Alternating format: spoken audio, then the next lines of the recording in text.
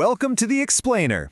Today, we're diving straight into how a seemingly simple circuit board, paired with just a few lines of C++ code, can literally transform your ideas into physical reality. If you've ever wanted to bridge that gap between digital software and the messy, real, physical world, whether you're looking to automate your entire home, build a custom robot, or just create something completely new from scratch, you are absolutely in the right place. By the time we're done here, you're going to know exactly how to turn a blank digital canvas into a living, breathing project. So think about it. How do you actually bring a DIY robot or maybe a custom smart home sensor to life? Just imagine being able to build a digital project totally from scratch without needing, a 4-year degree in electrical engineering. What if you want a houseplant that actually tweets you when it needs water? Or a motion-activated security camera that logs data securely to your own private server? Heck, maybe you just want to build a custom MIDI controller for your weekend music setup. That right there is the pure magic of accessible hardware. And the whole shebang starts with one very specific, incredibly powerful little board. Enter the Arduino UNO. It's an open-source microcontroller board. And fun fact, the word UNO actually means one in Italian. They chose that name to mark a massive redesign of their hardware and software way back in 2010. By making the hardware fully open source and genuinely low cost, Arduino basically removed the traditional gatekeepers of engineering. The idea spread like wildfire. It essentially became the ultimate blank canvas for creators all over the world, totally democratizing invention. Anyone could just download the schematics, see exactly how the board worked under the hood, and build right on top of it without needing some massive corporate budget.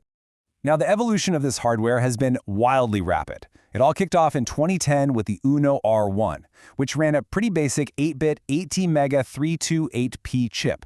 Fast forward to 2023, and the UNO R4 dropped, bringing built-in Wi-Fi and a sweet LED matrix to the party, which made connecting projects to the internet an absolute breeze. But then, in 2025, following an acquisition by Qualcomm, the Arduino UNO Q arrived on the scene. This thing is a beast. It packed in full Linux support, Bluetooth, and a seriously powerful Qualcomm coprocessor, which suddenly opened the door for makers to run complex IoT setups and even localized artificial intelligence tasks right on the board. Yet, despite becoming an absolute powerhouse over the years, it has never lost that accessible, open-core identity. Section 1. The brain and the body, where hardware meets software.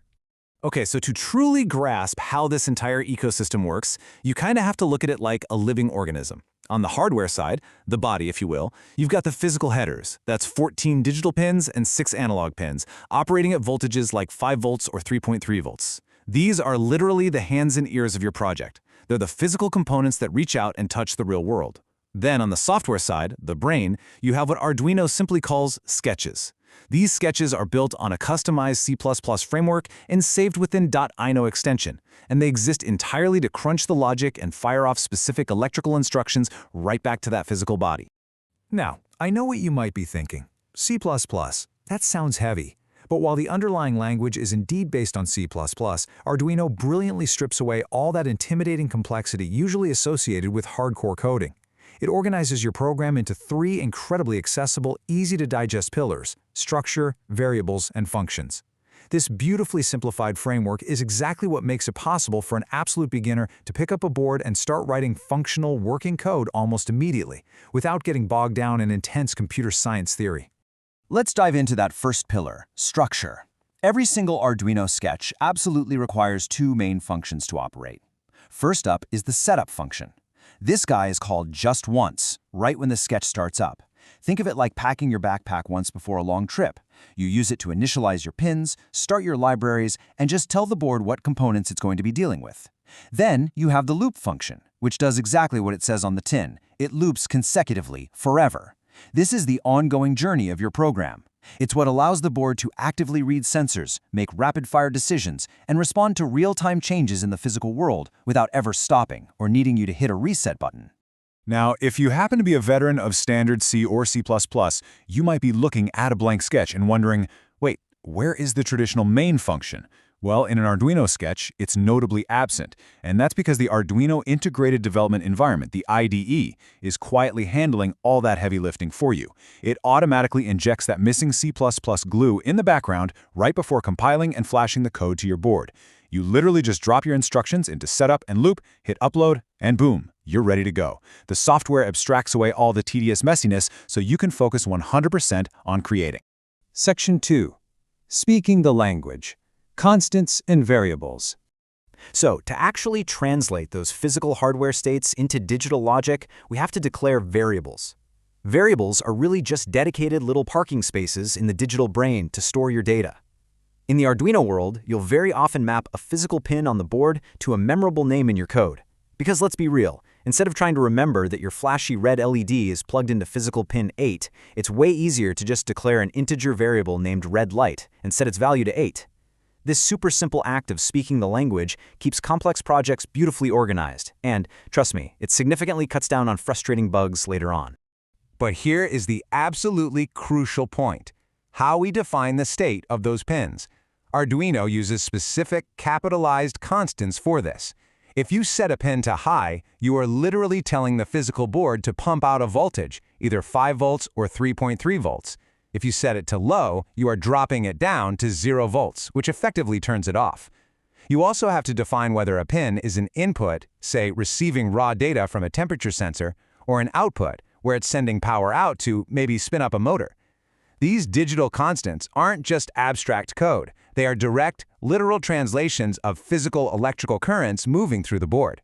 Which brings us to Section 3, the bridge, connecting your code to the hardware. This is where functions come into play. Functions basically allow you to perform a specific task over and over again without having to rewrite the exact same block of code. A standard function declaration just needs a return type, a recognizable name, and any parameters inside the parentheses. Passing parameters like, for instance, sending a very specific speed value to a motorized wheel on your robot and returning the data allows your software to issue highly specific, dynamic commands based entirely on changing environmental conditions. It's incredibly powerful. And right here is the bread and butter. This is the core sequence you're going to use in almost every single project you build.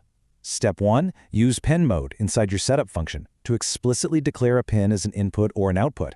Step 2, use digital read down in your loop to actually check your input sensor. Asking the board, hey, is this button being pressed to trigger high voltage right now? And step 3, use digital write to send voltage out to an output, maybe to instantly sound a loud alarm or flip a relay switch. This dead simple 3-step cycle, setup, read, write, is the foundational heartbeat of interacting with the real world. It's literally exactly how your home thermostat knows to kick on the furnace when the room gets too cold. Of course, we all know the real world isn't just binary, right? It's not always just entirely on or entirely off. For continuous physical inputs, like slowly turning a volume knob up or reading a light sensor as the sun sets, the UNO relies on its analog pins.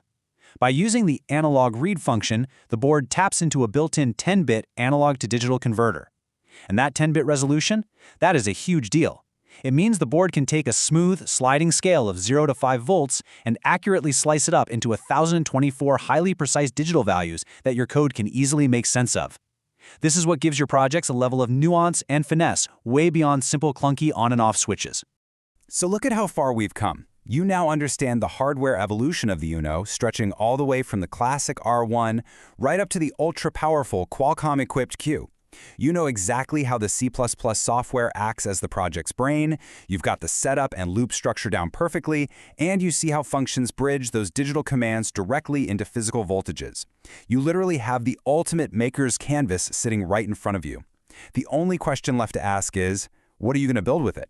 I'd love to hear about it, so drop your most ambitious, crazy project ideas in the comments. Thanks for joining me on this explainer, and be sure to subscribe so you don't miss out on our next breakdown.